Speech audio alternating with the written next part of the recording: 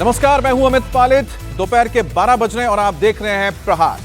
धर्मांतरण का गोरख धंधा चलाने वाला छांगुर अब चौतरफा घिर चुका है। उसके खिलाफ एक्शन भी चल रहा है। छांगुर बाबा के खिलाफ ताबड़तोड़ कार्रवाई हो रही है और बड़ी खबर यह है कि यूपी के बलरामपुर में एक बार फिर से बाबा का बुलडोजर गरज रहा है। आज बलरामपुर में छांगुर के भतीजे के घर पर बुलडोजर एक्शन हुआ है। छांगुर का भतीजा सबरोज इस समय पुलिस की गिरफ्त में है और 19 जुलाई को एटीएस ने सबरोज और छांगुर गैंग के दूसरे सदस्य शाहबुद्दीन को गिरफ्तार किया था। आज बलरामपुर में सबरोज के अवैध निर्माण को बुलडोजर से जमींदोज कर दिया गया है। ये तस्वीर आप बलरामपुर से देख रहे हैं, जहां पर छांगुर के भतीजे यानी चाचा भतीजे के ऊपर एक्शन जारी है और छांगुर के भतीजे सबरोज की इस अवैध निर्माण को गिरा दिया गया है। भतीजे सबरोज का मकान छांगुर की कोठी से 1 किलोमीटर की दूरी पर मौजूद है। रहरा माफी गांव में ही यह बना हुआ है और सुबह 11 बजे टीम औतरेला तहसील की पहुंची और साथ में 2 जेसीबी मशीन लेकर आई। यहां मकान के अवैध हिस्से को गिरा दिया गया है। प्रशासन ने कहा कि सबरोज को 3 बार नोटिस दिया गया। आखिरी नोटिस 18 जुलाई को दिया गया था। प्रशासन का कहना है कि यह मकान अवैध कब्जा करके बनाया गया। लगभग 300 स्क्वायर फीट में बना ये मकान, इसमें किचन, एक कमरा और एक बरामदा बना हुआ था। इससे पहले 8, 9 और 10 जुलाई को छांगुर बाबा की सहयोगी नसरीन की कोठी पर भी इसी तरह से बुलडोजर चला है।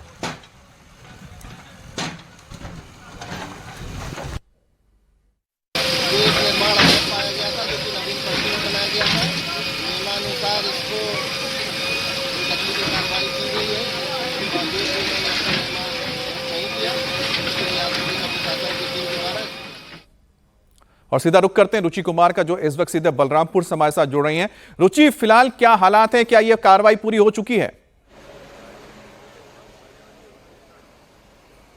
जी, क्योंकि ये जो छांगुर के भतीजे का घर था, जो अवैध कब्जा था, वो 300 स्क्वायर फीट पर था।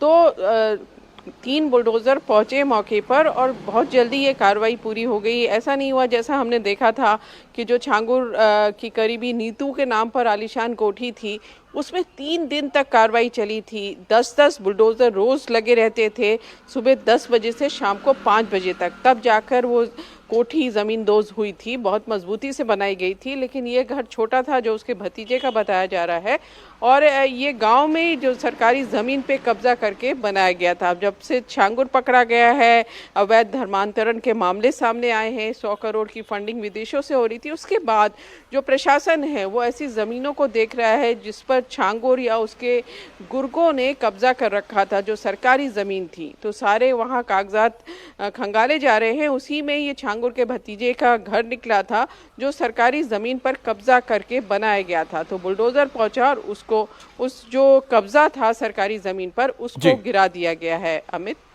तो एक तरफ आप देख रहे हैं कि कार्रवाई हो रही है छांगुर और उसके गुर्गों के खिलाफ और साथ ही उनके जो अवैध निर्माण है उस पर भी लगातार प्रशासन का बुलडोजर चल भी रहा है। बात करेंगे हम करगिल विजय दिवस की। आज पूरा देश करगिल युद्ध में देश के लिए शहीद हुए उन वीरों को नमन कर रहा है जिन्होंने देश के लिए अपनी कुर्बानी दी थी। पूरा देश करगिल विजय दिवस पर तिरंगे के लिए जान न्यौछावर करने वाले वीरों को याद कर रहा है। अलग अलग राज्यों में कई कार्यक्रमों का आयोजन हुआ है। लखनऊ में सीएम योगी ने करगिल शहीदों को श्रद्धांजलि दी और दिल्ली के नेशनल वॉर मेमोरियल में पहुंचकर रक्षा मंत्री राजनाथ सिंह ने वीरों को नमन किया।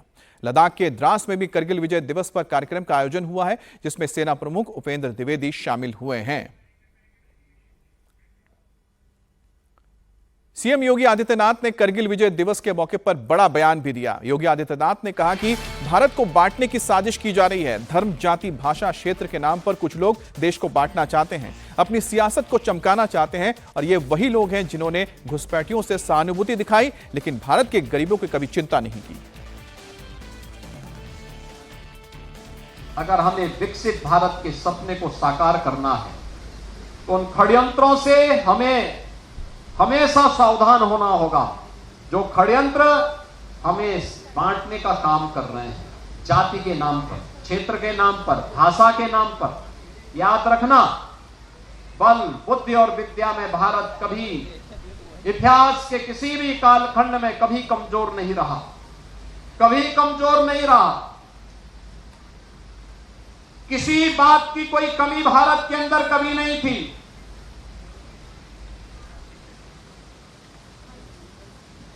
लेकिन जो लोग विकसित भारत नहीं चाहते, जो लोग समर्थ भारत नहीं चाहते, जो लोग सशक्त भारत नहीं चाहते, वे लोग भारत को जाति के नाम पर, क्षेत्र के नाम पर, भाषा के नाम पर, तमाम वादों के आधार पर बांट करके, सामाजिक ताने बाने को छिन्न भिन्न करके दुश्मन को प्रेरित और प्रोत्साहित करते हैं, दुश्मनों को प्रेरित और प्रोत्साहित करते हैं। उनकी सहानुभूति किसी गरीब के लिए नहीं है, उनकी सहानुभूति देश के लिए नहीं है, उनकी सहानुभूति उन लोगों के प्रति होती है जो घुसपैठिए के रूप में भारत के नागरिकों के हक पर डकैती डालने का काम कर रहे हैं।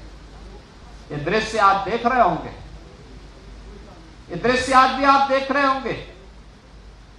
भारत के नागरिक को मताधिकार, संविधान प्रदत्त यह अधिकार प्राप्त हो, ये उनकी चिंता नहीं, लेकिन एक घुसपैठिए को प्राप्त हो, ये उनकी चिंता है। और ये वही लोग हैं जब सत्ता में आते हैं परिवारवाद चलाते हैं और जातिवाद का सहारा लेकर के सामाजिक ताने बाने को छिन्न भिन्न करने का काम भी करते हैं। याद रखना, इतिहास के किसी भी कालखंड में जब भी हम इस प्रकार की प्रवृत्ति के तत्वों के चंगुल में फंसे, भारत को इसकी बड़ी कीमत चुकानी पड़ी है, बड़ी कीमत चुकानी पड़ी है। क्यों विदेशी हमलावर भारत पर हावी होते गए? ऐसा नहीं कि हमारे पास योद्धाओं की कमी रही हो, हमारे पास बल या बुद्धि या वैभव की कमी किसी स्तर पर रही हो। भारत गुलाम हुआ इसलिए क्योंकि एक ऐसी उस समय कुछ ऐसी ताकतें थी जो बांट रही थी, जैसे आज कुछ राजनीतिक दल फिर बांटने का काम कर रहे हैं। ये विभाजन हमारी कमजोरी का कारण था, इस विभाजन से फिर से बचने की आवश्यकता है। एक भारत श्रेष्ठ भारत के रूप में हमें एक समर्थ और सशक्त भारत के लिए, एक आत्मनिर्भर और विकसित भारत की संकल्पना को साकार करने के लिए आगे बढ़ना होगा, एकजुट होना होगा। कारगिल विजय दिवस का संदेश यही है, जिन वीर सैनिकों ने अपना बलिदान दिया है उनकी प्रेरणा यही है कि हम एक भारत और श्रेष्ठ भारत के माध्यम से ही एक सशक्त और समर्थ भारत की परिकल्पना को साकार कर सकते हैं। आज के इस अवसर पर मैं भारत माता के उन सभी सपूतों को जिन्होंने विभिन्न युद्धों में देश की सीमाओं की रक्षा करके भारत की अखंडता को सुनिश्चित किया, आंतरिक सुरक्षा को बनाए रखने के लिए अपने आप को बलिदान दिया, उन सभी वीर जवानों को मैं विनम्र श्रद्धांजलि अर्पित करते हुए उनकी स्मृतियों को नमन करता हूं। और सेना प्रमुख उपेंद्र द्विवेदी ने करगिल विजय दिवस के मौके पर बड़ा बयान दिया है। सेना प्रमुख ने ऑपरेशन सिंदूर को लेकर कहा कि पाकिस्तान में आतंकी ठिकानों को तबाह किया है, सरकार ने खुली छूट के दी कि हमने इसके चलते ही सटीक टारगेट को हिट किया। पाकिस्तान को उसी की भाषा में हमने समझाया और आतंकियों के अड्डे तहस नहस कर दिए। यह नए भारत का संकल्प है, दुश्मन अब आंख उठाकर नहीं देख सकता। आगे भी ऐसी कार्रवाई होगी जो भारत के खिलाफ किसी भी साजिश को अंजाम देगा। इसी परंपरा को आगे बढ़ाते हुए ऑपरेशन सिंदूर के दौरान भी भारतीय सेना ने उसी अदम्य साहस और दृढ़ संकल्प के साथ पाकिस्तान समर्थित टेररिस्ट इंफ्रास्ट्रक्चर को निशाना बनाया और पाकिस्तान की अन्य आक्रामक कार्रवाइयों को प्रभावशाली ढंग से विफल करते हुए एक निर्णायक जीत हासिल की। हमने शांति को अवसर दिया, पर उसने कायरता की कार्रवाई की और उसका उत्तर केवल हमने पराक्रम से दिया। ऑपरेशन सिंदूर हमारा संकल्प, संदेश भी और उत्तर भी। पहलगाम में हुई कायरतापूर्ण आतंकी हमला पूरे देश के लिए गहरी चोट था, लेकिन इस बार भारत ने सिर्फ शोक नहीं जताया, बल्कि ठान लिया कि अब जवाब निर्णायक होगा। देशवासियों का अटूट विश्वास और सरकार द्वारा दी गई रणनीतिक स्वतंत्रता से भारतीय सेना ने एक सुनियोजित, सटीक और निर्णायक जवाब दिया। भारतीय सेना ने 6 और 7 मई की रात को पाकिस्तान और पाकिस्तान ऑक्यूपाइड जम्मू एंड कश्मीर में 9 हाई वैल्यू आतंकवादी ठिकानों को निशाना बनाया, बिना किसी मासूम नागरिक को हानि पहुंचाए हुए। यह केवल जवाब नहीं था, यह स्पष्ट संदेश था कि आतंकवाद को सहारा देने वाले अब नहीं बचेंगे। जो भी शक्तियां भारत की संप्रभुता, अखंडता या जनता को क्षति पहुंचाने की योजना बना रही हैं, उन्हें करारा जवाब दिया जाएगा और आगे भी दिया जाएगा। यही भारत देश का न्यू नॉर्मल है। और उत्तराखंड में भारी बारिश के अलर्ट के बीच लैंडस्लाइड के चलते तबाही हुई है और सोनप्रयाग में बड़े बड़े चट्टान टूटकर नीचे आ गिरे हैं। भूस्खलन के चलते पूरा रास्ता डैमेज हो गया है। रूट पर फंसे करीब 100 तीर्थ यात्रियों को रेस्क्यू किया गया है। एसडीआरएफ की टीम ग्राउंड पर मौजूद है। प्रशासन की ओर से एहतियातन केदारनाथ यात्रा को गौरीकुंड में रोक दिया गया है। पीडब्ल्यूडी और लोकल प्रशासन की मदद से राहत और बचाव का काम किया जा रहा है। जो मलबा सड़क पर आया था उसे हटाने के लिए अब आगे काम किया जा रहा है। तो ये तस्वीरें आप देख रहे हैं जहां सोनप्रयाग में बहुत ही संकरा ये रास्ता है और इसी जगह पर इस रास्ते में चट्टान खिसक कर नीचे आ गया और ये पूरा रास्ता ब्लॉक हो गया है, जिसके बाद यहाँ पर एसडीआरएफ की टीम, एनडीआरएफ की टीम पहुंची है और यहाँ पर 100 लोग जो फंसे हुए थे उनको तो बाहर रेस्क्यू कर लिया गया। अब आगे रास्ते को खोलने की कोशिश की जा रही है। हमारे साथ अभय पराशर जुड़ गए हैं। अभय, आपके पास क्या जानकारी है, फिलहाल क्या हालात हैं? देखिए अमित, ये आज सुबह सुबह की घटना है। सोनप्रयाग से थोड़ा आगे एक दो नहीं कई जगह पर लगातार लैंडस्लाइड हुई। बड़ी बड़ी चट्टानें जो हैं वो केदारनाथ जाने वाले मार्ग पर आ गई, जिस वजह से रास्ता काफ़ी ज़्यादा टूट गया है और यही वजह है कि जो केदारनाथ जाने वाले श्रद्धालु हैं उनकी यात्रा को गौरीकुंड पर फिलहाल अस्थायी रूप से रोक दिया गया है। एसडीआरएफ की टीम, एनडीआरएफ की टीम लगातार वहां पर रेस्क्यू ऑपरेशन चला रही है। जो लोग इस रूट पर फंसे थे, 100 से ज्यादा श्रद्धालु जो कि केदारनाथ यात्रा के बीच में थे जब ये लैंडस्लाइड हुई, उन लोगों को उस टूटे हुए रास्ते से 100 से ज्यादा लोगों को निकाला गया है। अभी भी कुछ लोग वहां पर हैं, उन लोगों को निकालने का काम इस वक्त एसडीआरएफ और एनडीआरएफ की टीम कर रही है। लेकिन इस यात्रा को दोबारा शुरू करने में काफी वक्त लगेगा, क्योंकि बहुत बड़ी बड़ी चट्टानें जब नीचे आई तो बहुत संकरा रास्ता जो पैदल यात्रियों के लिए था वो पूरी तरीके से डैमेज हो गया है, जिसको सही करने का काम जो है वो भी किया जा रहा है। लेकिन सही होने में इस रूट को वक्त लगेगा। यही वजह है कि एसडीआरएफ की टीम और लोकल प्रशासन ये कोशिश कर रहा है कि एक वैकल्पिक रूट जो है, वैकल्पिक रास्ता जहां ये टूटा हुआ रास्ता है उसके लिए निकाला जा सके, ताकि श्रद्धालुओं की जो केदारनाथ यात्रा है वो दोबारा शुरू हो सके। फिलहाल गौरीकुंड में इस यात्रा को रोक दिया गया है और 100 से ज्यादा लोगों को रेस्क्यू किया जा चुका है और कुछ और लोगों को निकालने का काम अभी भी चल रहा है। जी, जैसा कि अभय बता रहे हैं कि एक ऑल्टरनेट रूट को भी खोलने की कोशिश की जा रही है ताकि जो श्रद्धालु हैं वो दर्शन के लिए आगे जा सके। लेकिन बहरहाल उत्तराखंड में इस वक्त मौसम का रौद्र रूप देखने को मिला है और रुद्रप्रयाग में बादल फटने से भारी तबाही हुई है। अगस्त मुनि के रूमसी गांव में देर रात बादल फट गया, जिससे विजयनगर समेत कई जगहों पर घरों में मलबा घुस गया, वाहनों को भी भारी नुकसान पहुंचा है। ये तस्वीरें आप देखिए कि किस तरह से जो मलबा है ये रिहायशी इलाकों में आ गया है और यहाँ पर एक मकान इस मलबे की चपेट में आया दिखाया जा रहा है। किस तरह से जो मलबा है पूरी तरह से इस आंगन में फैला हुआ है और आसपास जो गाड़ियां मौजूद थी वो भी इस पूरे मलबे में दब गई हैं। तो रुद्रप्रयाग में ये घटना घटी है जहां पर बादल फटने से अचानक ही बहुत तेजी से जो मलबा था पानी के साथ नीचे आया और नीचे आने के बाद कई मकानों को नुकसान पहुंचा है, कई गाड़ियों को नुकसान पहुंचा है। रिहायशी इलाके में तबाही मचा दी है इस बादल फटने के बाद आए फ्लैश फ्लड ने। और देखिए कितना गाद भर गया। ये जो मलबा आप देख रहे हैं ये पानी के साथ बहकर आया है और इसमें कई गाड़ियां डैमेज हुई है और जो गाड़ियों के साथ साथ आसपास मकान देख रहे हैं, मकानों के अंदर भी काफी मलबा चला गया है। अब इसको हटाने में और पूरा इस मलबे को यहाँ से हटाने में, वापस यहाँ पर घरों को ठीक करने में काफी वक्त लग जाएगा। और गनीमत ये रही कि इस घर में देखिए ताला लगा हुआ है, हो सकता है कि एहतियातन पहले ही इस घर को खाली कर दिया गया हो। और जिस तरह से ये घटना घटी है उससे तो जाहिर सी बात है कि जो माल फौरी तौर पर देखा जाए तो जान के नुकसान ना हुआ, लेकिन जो लोगों के सामान है, घर है, वाहन है, उन्हें काफी नुकसान पहुंचा है। तो रुद्रप्रयाग की तस्वीर देख रहे हैं जहां पर बादल फटने के बाद इस तरह की घटना हुई। अब बादल फटना किसे कहते हैं ये भी समझिए।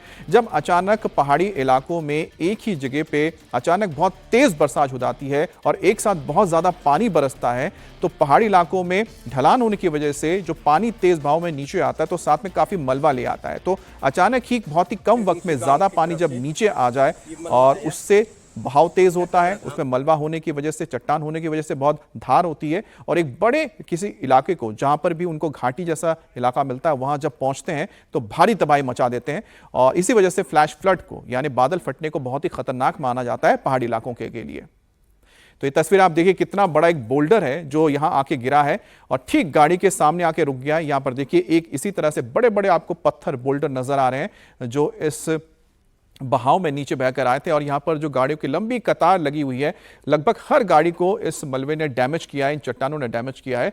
तो रुद्रप्रयाग में बादल फटने के बाद तबाही की तस्वीरें आप देख रहे हैं और जिस तरह से लगातार मौसम विभाग की ओर से चेतावनी दी गई है कि मानसून अभी तक गया नहीं है और खासतौर पर पहाड़ी इलाकों से लेकर मैदानी इलाकों तक लोग सतर्क रहें।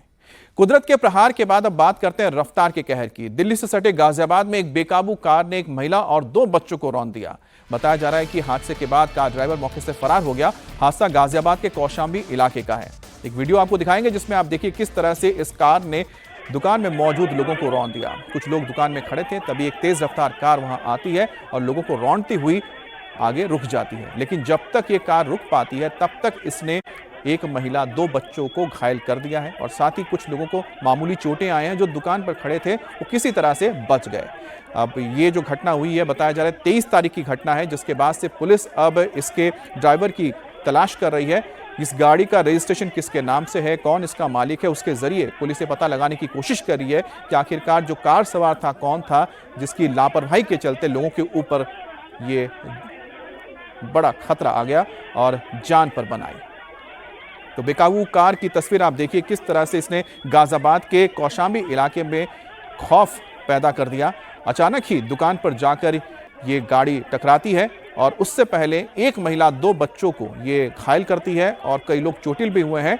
और ये रफ्तार जो थी गाड़ी की, ये आखिरकार किस लिए थी, किस वजह से ये घटना हुई है, इसकी छानबीन पुलिस कर रही है। बहरहाल तो सबसे पहले पुलिस को इस कार के ड्राइवर को पकड़ना है जिसने इस घटना को अंजाम दिया है और साथ ही किसके नाम से गाड़ी रजिस्टर्ड है, इसकी भी पुलिस अब छानबीन कर रही है। और अजमेर राजस्थान से बड़ी खबर आई है। अजमेर में जर्जर मंदिर को गिराया गया है। बारिश की वजह से ये इमारत गिर गई थी और मंदिर की छत टूट गई थी, जिसके बाद जेसीबी मशीन के जरिए इस पूरे मंदिर को गिरा दिया गया है ताकि आगे कोई अप्रिय घटना ना हो।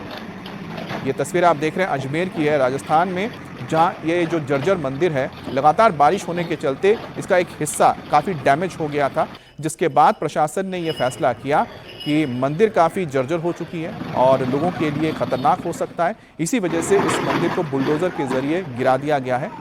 और जिस तरह से हाल ही में झालावाड़ में आपने देखा कि बारिश के चलते जो जर्जर स्कूल था, इमारत गिर जाने से 7 बच्चों की जान चली गई थी, इसी तरह से प्रशासन को राजस्थान में मौजूद तमाम उन जर्जरों इमारतों को चिन्हित करना होगा ताकि किसी तरह की अप्रिय घटना ना हो सके।